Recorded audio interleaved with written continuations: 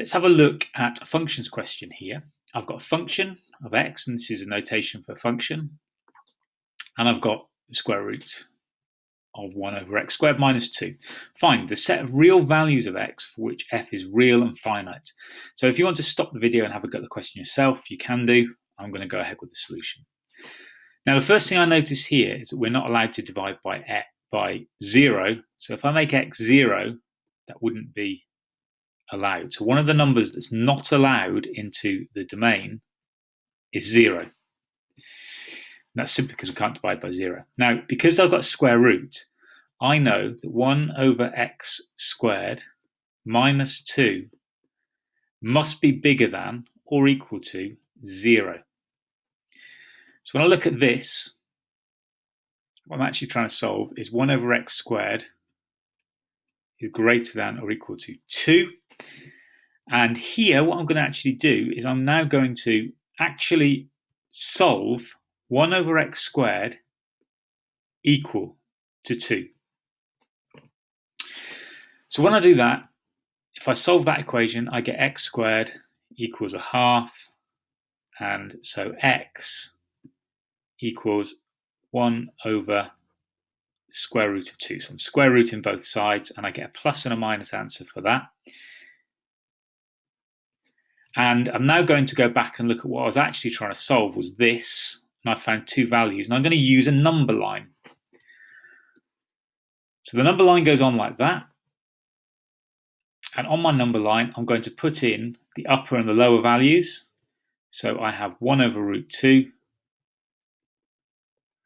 and I have minus 1 over root 2. Now, I want to choose a number between here and here. Normally I would choose 0, but I'm not allowed to have 0. So let me just choose a number like 0.1.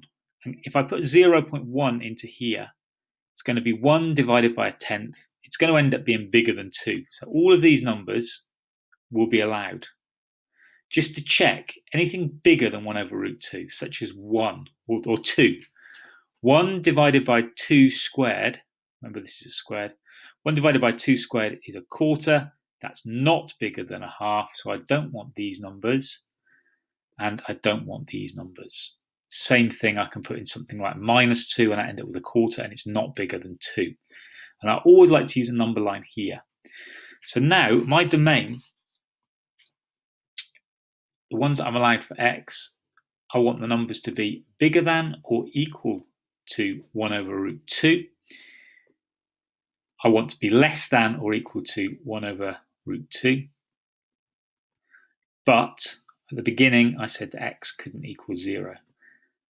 Okay, so that's my answer for A. My answer for B is a lot more straightforward. I'm just going to call on my calculator for B.